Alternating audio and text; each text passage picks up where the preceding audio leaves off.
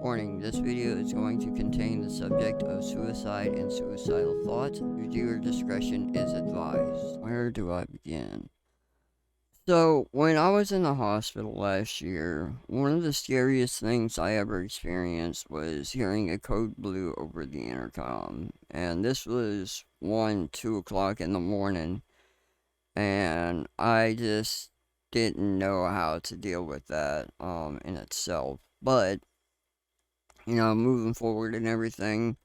When I got home and finally started treatment, my mental health went to fucking shit more than what it was in the past. The treatments, they really brought my mood down, and it got to a point to where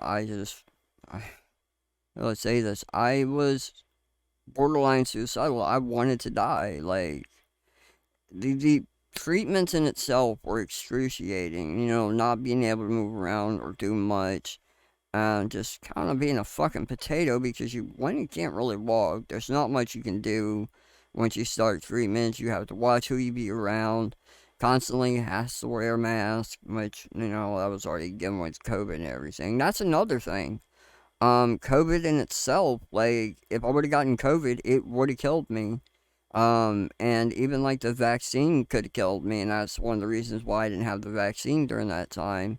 And, I do need to get the vaccine here soon, but at that time I could not, and I kept trying to point that out to people that, I can't get the vaccine, and I've had a lot of people argue with me, like, yes, you can. No, I can't, because my immune system literally was not there. To anyone who knows anything about cancer treatment, chemo and radiation, it destroys your fucking immune system. And you can get sick really easily. And depending on the severity of it, it could kill you. It literally could.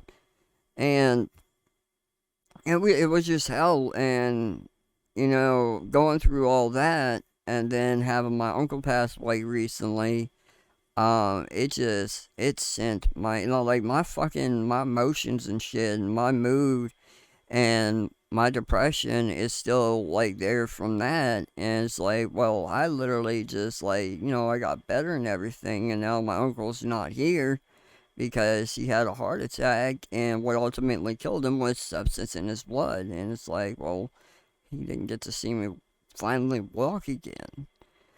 And, and I feel for my Aunt Carol, his wife. Like, my uncle is my blood uncle, but she was my aunt by marriage. And, seeing her go through all that shit. And I know she is brokenhearted, like, because they've been together for a long time. And she told us this last time we were up there, she still talks to him, even though, like, she has his urn and everything, she still talks to him. And it's amazing to have a love like that. And, it really is. To see that, she still cares for him. That was her fucking soulmate. So, I know I can feel where she's coming from on that. But it's just crazy. The amount of fucking shit that I went through. The shit that my mom had to deal with while I was going through it. And then my Aunt Carol losing my Uncle Gary. It was a really fucking hard time. Like, we had the worst luck. Because I had cancer. My mom, like, she really couldn't deal with it. Like, she would break down constantly because of it. Not because I got it, but because she's afraid of losing her son. Even though it's, like, one of those cancers that is easily treatable, it's easily beatable. But there's always that one-off chance that it could have taken me. And then also on top of that, finding out that I have heart issues, I have tachycardia, and sometimes if I didn't have a fucking high heart rate, my heart rate would be lower than what it should be. So I don't know, man. I didn't roll a good fucking dice here. I got dealt a shitty fucking card. Hell, my family got dealt a shitty fucking card. When I was in Missouri, this was like around the time I was still doing treatments, and my feeding tube had gotten clogged. Didn't know what the fuck to do. So we called my Aunt Carol, who is a nurse, or was a nurse. I can't remember if she still is, but I believe she is still a nurse, but she was a nurse and she knew exactly what the fuck to do, and she showed us a little trick on how to clear clogs. Okay, so I thank her on that one. But honestly, I just felt like I wanted to die at that point because when I really couldn't do nothing, I couldn't speak. I couldn't eat like a normal human being because, well, I couldn't swallow. And constantly being in pain, and I have my emotions running haywire, which is a common side effect again of cancer treatments. It can really fuck with your mental state. So it's best to have like a group of people around you that are very positive and that can keep your spirit up. Um, but the one thing that sticks with me the most is the doctor had told me when you first got in here, you were at the end stages of life. Like, I was literally this fucking close from dying. And then later on, when they saw me, they're like, there's no way this is the same fucking person. Which it is. He's like, and he made a joke. He's like, am I in the right room? Because he's like, back then, like, you weren't doing, like, when I saw you in the hospital, you weren't really conscious. Like, you were conscious, but not completely conscious. And it's just crazy. I don't know. I can't find the fucking words to put it, but all I can say is, I'm glad that I'm here. I'm glad I'm able to do the stuff that I do. The only good thing I would say that came out of that entire fucking experience is the knowledge that I've gained in the medical field of dealing with my shit and doing more research on like different medical issues and everything. And watching countless and countless of computer gaming videos and PC building and all that, which led me to where I am now with the HP Omen 25L and me being able to put an RTX 3050 in it, 32 gigabytes of RAM, and even with the other bitch over there, well, it's not over there, it's actually downstairs in my travel container that I put my electronics in, but swapping the original SSD out for a 2 terabyte NVMe M.2 SSD and then loading Windows on it completely from scratch, I've learned a lot of things. But it was the hardest fucking thing I've ever went through is cancer. I've had accidents in the past where I've wrecked my four-wheeler. I was in a car accident while I was younger. Um, I smacked my head with I guess you would call it a tree limber or whatever. Let me see what it's. It was a trimmer type thing that trims limbs on trees. And, I had a, I don't know if you see it here. I might have to take a picture of it and post it in the community section. But I smacked my head right here when I was younger. I fell back in a reclining chair and smacked my head on a vase. I had to have 6 stitches in the back of my head. And I think I had like 4 or 5 staples up here. And I did I did the staples, no numbing medication for the simple fact the doctor said, well, the numbing medication would hurt worse than just going pop, pop, pop. So 3, might have been, yeah, it was 4 staples actually. So, 4 staples, boom, boom, boom. And, I have a little thing around here somewhere, so I'll end up finding and show you guys. But, because he took all the staples out of it, and he's like, here, you can have this as a souvenir. And I was like, well, thank you. So that was the nicest thing that doctor's ever done. I've had issues with doctors who are fucking assholes, and, I can't hold that to all doctors.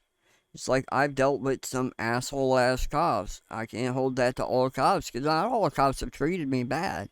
I have a few cops in my area who do know me personally, and they don't let that bias get in their way, but they do have some professionalism. There's a difference between professionalism, where a cop will treat everyone the same, and I've seen this, and then cops who are unprofessional and only treat certain people the same. And I was one that didn't get treated the same by other cops except for a few, right? I got treated just like everybody else. So, I'll let this be a lesson to stay right. If you feel something's wrong, go to the doctor. Like, immediately go to the doctor. Don't wait. Don't hesitate. Just get in your truck, work hard, or have somebody drive you and book it. Because that could be the difference between life and death. And all the shit I've been through is very traumatic. It literally traumatized me.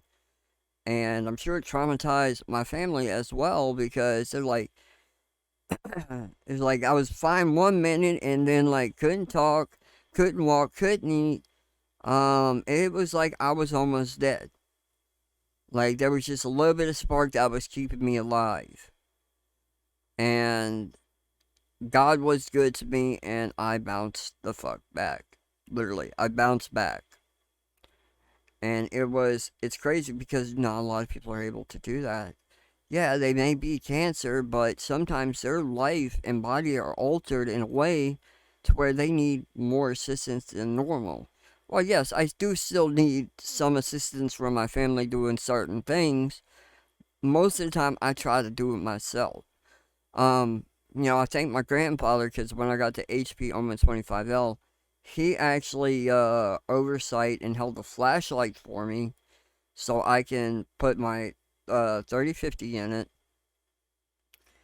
And yeah, it was great. It was super great. And obviously the RAM, I can do that myself. I just have to find which slots need to be populated. In this case, it's I want to say 2 and 4, 2 and 4. So that's amazing. So I love my family that's supportive and will help me with certain things. If I need help carrying something up the stairs, my mom will usually try and help me. My grandfather can't really do that right now because of his eye, so it's usually down to me and my mother.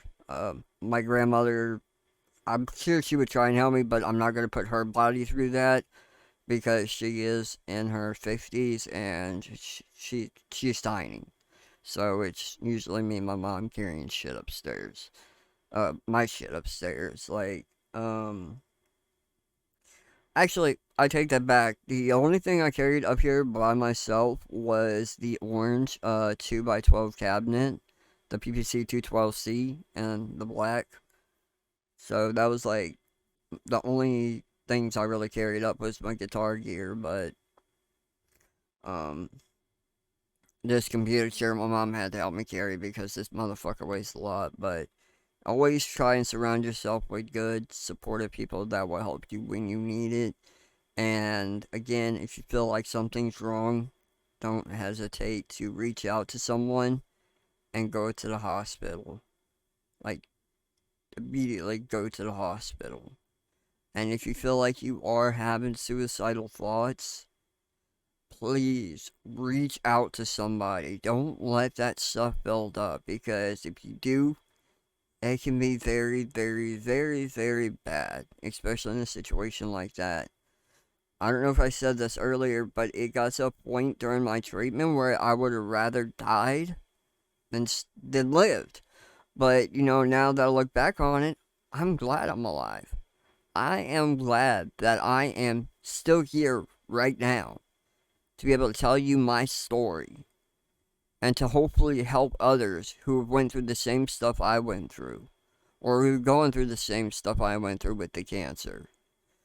And I'm sure you can apply my knowledge and I would say logic to other forms of cancer because the treatment in itself is what really brings down your mood. It can make your emotions go haywire. We were warned that he may have emotional outbursts from depression to anger, um, and it could just switch like that. And having bipolar disorder, well, that's another thing that adds on to the mood outburst. So, with that being said, I will continue to update you guys on my condition and how I'm feeling.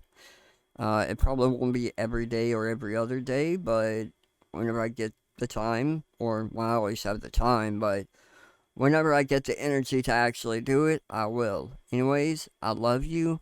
I thank those who have subscribed to me and who have supported me throughout the entire journey. I love you guys, and I hope you have a great morning.